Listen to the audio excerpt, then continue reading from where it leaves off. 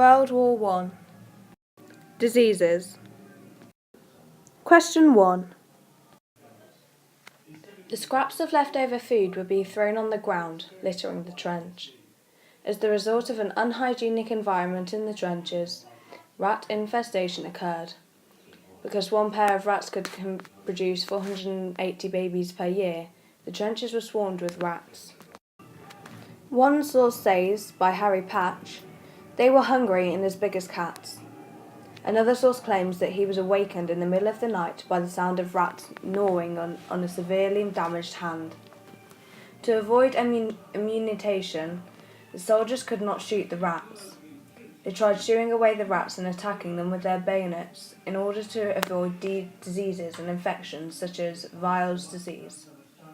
It was unlikely that men would die from rats or lice, for that matter, although it would cause some irritation.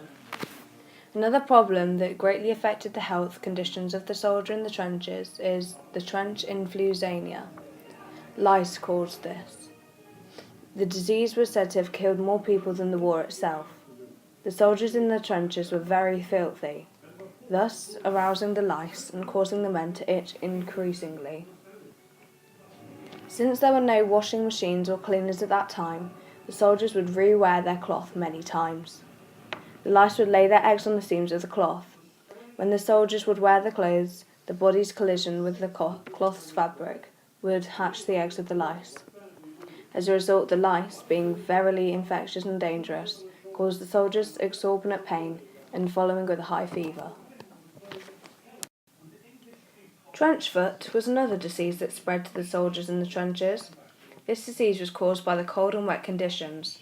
For a long time, the soldiers would stand in puddles of rain and, at their own waste, cause their feet to numb and swell up. A source says, if they were 3 times their normal size and go completely dead, you can stick a bayonet into them to go down, and it is then that the most indescribable agony begins. This clearly explains the dangerous conditions of the trench foot and the severe consequences. Over 20,000 soldiers were getting treated from this horrific disease. In order to prevent this disease from spreading or occurring, the soldiers would have to wear 2 or 3 pairs of socks. 2 different types of bacteria cause trench fever. Bartonella quintina is carried by body lice and Bartonella hensale is carried by ticks. Infection with Bartonella quintina is when an infective louse defecates while feeding on a human. The person then scratches, causing the faces to be rubbed into the tiny wound.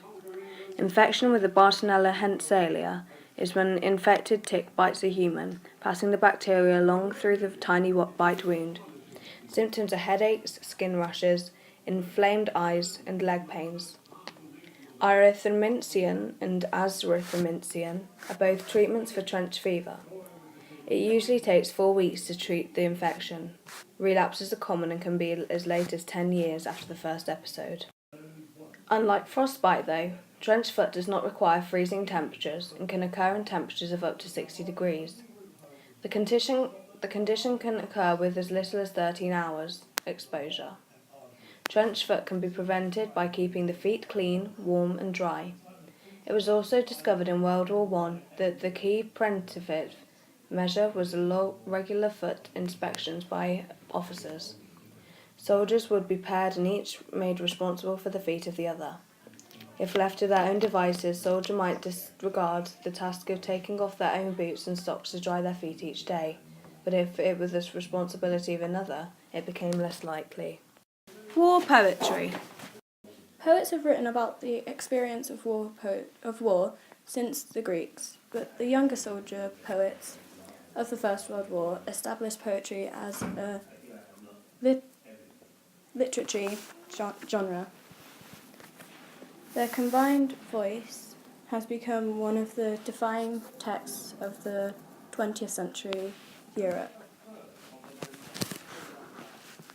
In 1914, hundreds of young men in uniform took writing poetry as a way of striving to express extreme emotion.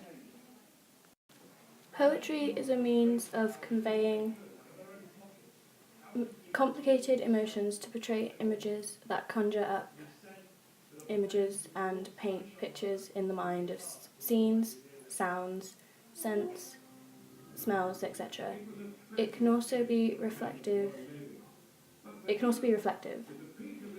We would have reason to believe that the soldiers wrote war poems to get their emotions out.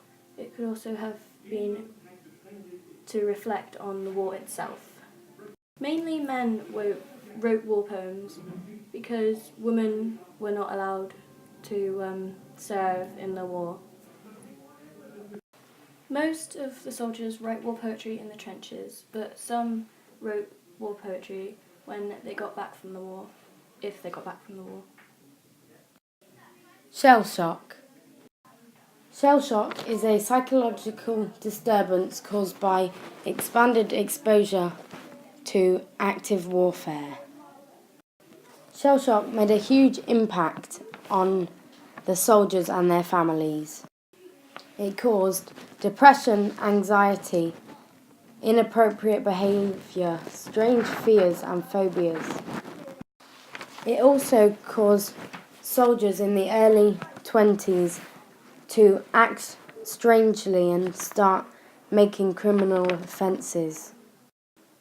It also made a big impact on the soldiers' families. Women had to replace men at work. It affected the family because children had to look after their siblings. And the soldiers had long-term injuries and trauma about their experiences at war. Ordinary people didn't know what shell shock was. There was people acting strangely around them and they didn't know what to say or do.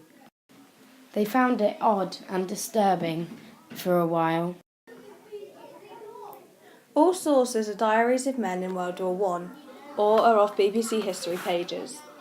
The sources from the diaries are most reliable, seeing as they are from the current time of study. Thank you for listening.